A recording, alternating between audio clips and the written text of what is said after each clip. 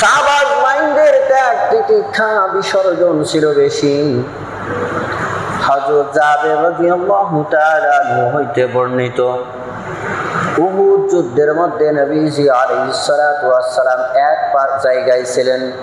ওয়া কানা রাসূলুল্লাহ সাল্লাল্লাহু আলাইহি ওয়াসাল্লাম ফি নাহিয়াতিন ফি 12 রাজুলান মিনাল আনসার ওয়া তালহা ইবনে উবাইদিল্লাহ।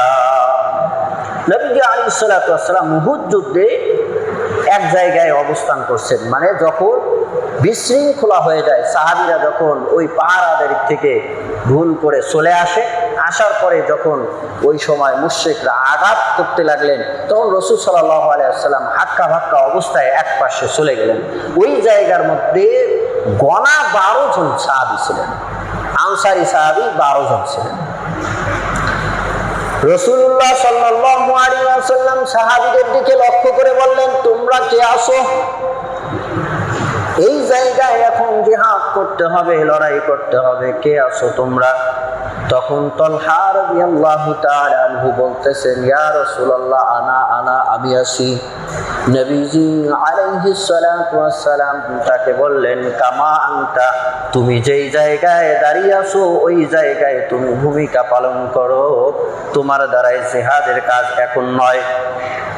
এরপরে আনসারী সাহাবী 11 জন দাঁড়ায় গেলেন।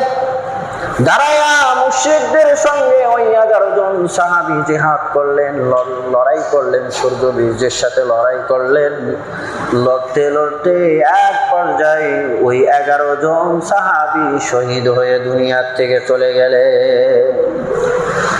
এরপরে তালহা রাদিয়াল্লাহু তাআলা আনহু একাই নবীজি আলাইহিস সালাতু ওয়াস সালামের সঙ্গে আর কেউ নাই।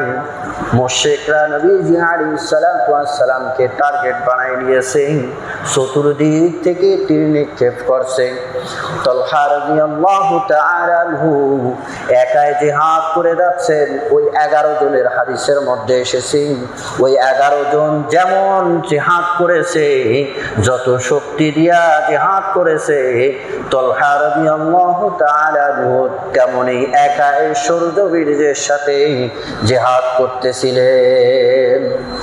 এক পর্যায়ে জিহাদ করতে করতে তালহা রাদিয়াল্লাহু তাআলা আনহুর হাতে বাড়ি দেয়, হাত অবশ হয়ে যায়। তালহা রাদিয়াল্লাহু তাআলা আনহু রাসূলকে ছাড়েন নাই, রাসূলের চতুর্দিক থেকে তীরগুলো আটকাচ্ছিলেন। শরীরটা রক্তাক্ত হয়ে গেছে, এমন অবস্থাতেও নবীজি আলাইহিস সালাতু ওয়াস সালামকে কাঁধে করে তালহা রাদিয়াল্লাহু তাআলা আনহু উহুদ পাহাড়ের চূড়ায় নিয়ে গেছে, নিরাপত্তার জন্য ওই জায়গায় নিয়ে রাখা দিয়েছেন।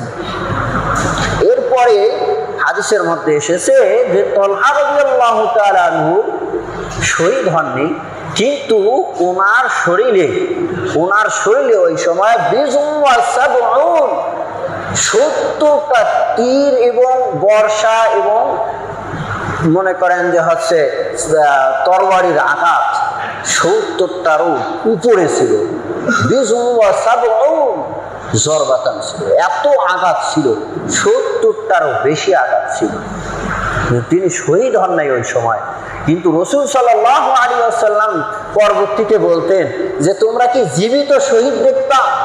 সাহাবীদেরকে বলতেন তোমরা জীবিত শহীদ দেখবা, মানে শহীদের দ্বার প্রান্তে পৌঁছে গেছিলেন, তার দেহে এইরকম দাগ হয়েছে, এমন হয়েছে যে বাঁচার কোনো কথা ছিল না, আল্লাহ পাক হায়াত রেখেছিলেন।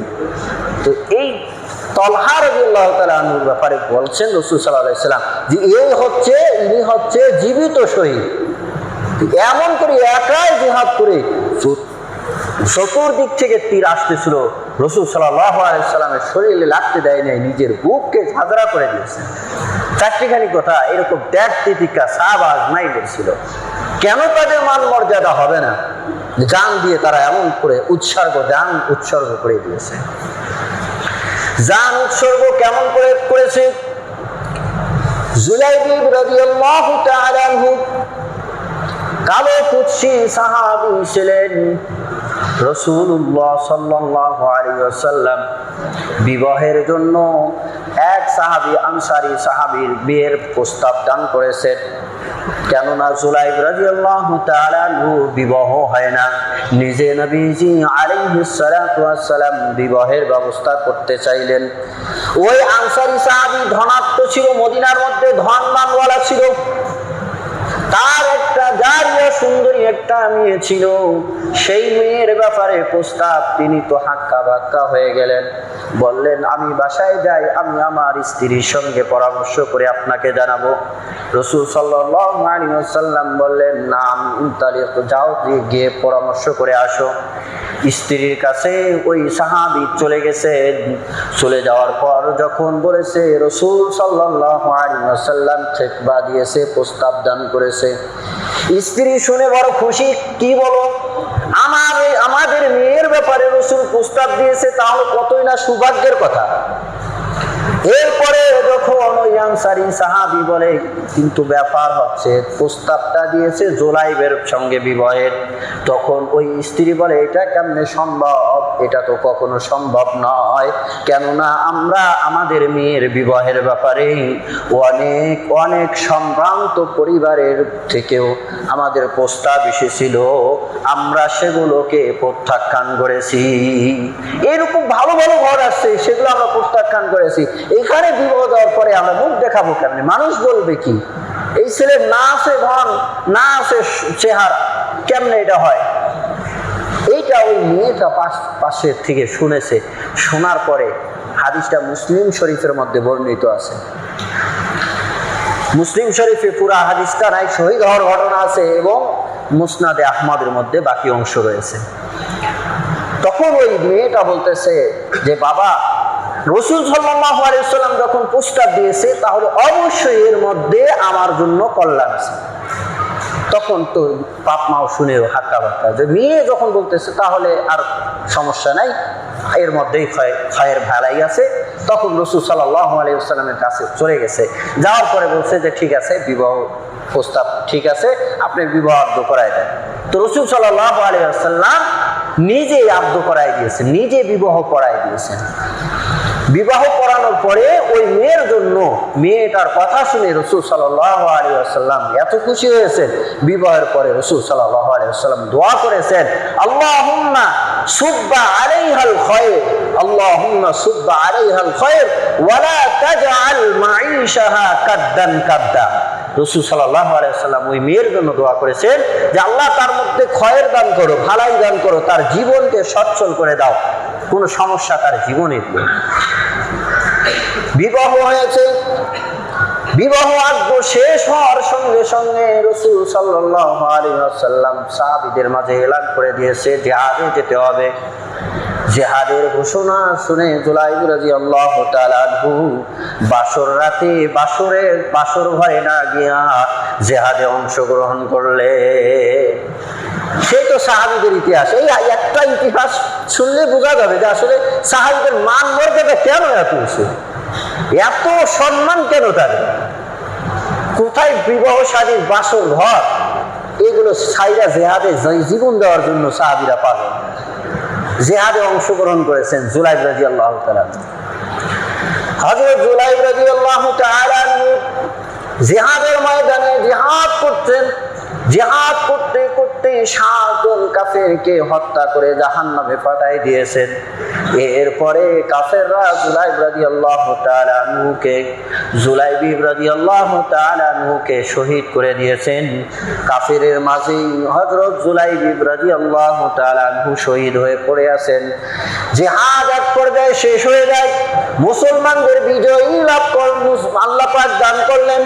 দান করার পর নবীজি আলাইহিস সালাতু ওয়াস সালাম সাহাবীদেরকে বলতেছেন, ও আমার সাহাবীরা, দেখো তো আমার সাহাবীদের মধ্যে কোন সাহাবীকে আমরা হারাইছি কিনা। সাহাবীরা বললেন, ইয়া রাসূলুল্লাহ, ফুলানুন অমুক অমুক সাহাবীকে দেখছি না, তারা হয়তো শহীদ হয়ে গেছে। এক পর্যায়ে তাদেরকে সবাইকে খুঁজে খুঁজে লাশ বের করা হলো।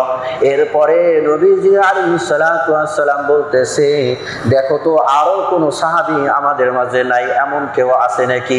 সাহাবীরা বলেন, ইয়া রাসূলুল্লাহ, আর তো তেমন কোনো আর মনে হচ্ছে কোন সাহাবী শহীদ হয়েছে এমন মনে হচ্ছে না। নবীজি আলাইহিস সালাতু ওয়াস সালাম বললেন, না না, খুঁজে দেখো, খুঁজে দেখো, আমার সাহাবী জুলাইবিবকে তো দেখছি না, জুলাইবিব কোথায়, তোমরা খুঁজে দেখো।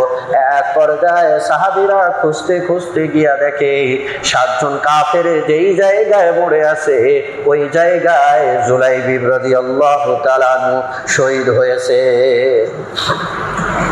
এমন করে দুনিয়ার থেকে চলে গেছেন। হাদিসের মধ্যে আছে রাসূল সাল্লাল্লাহু আলাইহি ওয়াসাল্লাম ওই সময় জুলাইবিব রাদিয়াল্লাহু তাআলা আনহুকে হাতের উপরে নিছেন, নিয়া বলতেছেন, আনা মিনহু, জুলাইবিব মিন্নি ওয়া আনা মিনহু, জুলাইবিব মিন্নি ওয়া আনা মিনহু, জুলাইবিব আমার থেকে আর আমি তার থেকে। এইভাবে 2 বার বলেছেন। বলার পরে রাসূল সাল্লাল্লাহু আলাইহি ওয়াসাল্লাম জুলাইবিব রাদিয়াল্লাহু তাআলা আনহুকে নিজের হাতে ধরেছিলেন, কোনো খাটনি ছিল না, নিজের হাতে ধরে থাকার পর কবর খনন করা হলো, গোসল করা হয়নি, ওই অবস্থায় শহীদ হিসাবে রাসূল সাল্লাল্লাহু আলাইহি ওয়াসাল্লামের হাত মোবারক থেকেই কবরে দাফন করা হয়েছে। সাহাবীরা কেন মর্যাদাশীল হবে না? কেন মর্যাদাশীল হবে না? একটু মাথার মধ্যে আসে যে বাসর রাত, এত সুন্দর রমণী, ধন মাল সুন্দর, সব দিক দিয়ে ঠিক আছে, কিন্তু ইসলামকে কতটুকু, মুসলমানের দ্বীনকে কতটুকু তারা প্রাধান্যতা দিয়েছে, তারা ইসলামের জন্য কেমন করে জান দিয়েছে। জানের চিন্তা করলে বুঝে আসে যে তারা কি জিনিস ছিল। মালের চিন্তা করলে তারা মালের দিক দিয়ে কিরকম করেছে, মাল সম্পদ আল্লাহর রাস্তায় খরচ করার জন্য তারা কেমন ছিল, কেন তাদের মর্যাদা হবে না? হযরত আনাস রাদিয়াল্লাহু তাআলা হইতে বর্ণিত, তিনি বর্ণনা করেন আবু তালহা রাদিয়াল্লাহু তাআলা আনহুর একটা সুন্দর বাগান ছিল, একটা সুন্দর বাগান। হযরত আবু তালহা রাদিয়াল্লাহু তাআলা আনহুর সুন্দর একটা বাগান ছিল। সেই বাগানটা মসজিদে নববীর সামনে ছিল। নবীজি আলাইহিস সালাতু ওয়াস সালাম ওই বাগানে ঢুকতেন। ওই বাগানের ফলগুলো সুস্বাদু ছিল এবং ওই বাগানে পানি ছিল সুস্বাদু পানি। নবীজি আলাইহিস সালাতু ওয়াস সালাম ওই বাগানে ঢুকেছেন, ওই পানি পান করেছেন, ওই বাগানের ফল পান খেয়েছেন। সেই বাগানটির নাম ছিল বাইরুহা। নাম কি ছিল? বাইরুহা। খুব প্রসিদ্ধ একটা বাগান ছিল, মানে মদিনার মধ্যে যত বাগান ছিল তার মধ্যে এই বাগানটা নাম করা বাগান ছিল। মানে এই বাগানের ফলও সুস্বাদু সবচাইতে বেশি ছিল এবং বাগানে একটা পানির ব্যবস্থা ছিল, পানিটাও সুস্বাদু ছিল। নবীজি আলাইহিস সালাতু ওয়াস সালাম অনেকবার ওই বাগানে ঢুকেছেন, পানি পান করেছেন, ফল খেয়েছেন। হযরত আবু তালহা রাদিয়াল্লাহু তাআলা আনহু তিনি বর্ণনা করেন,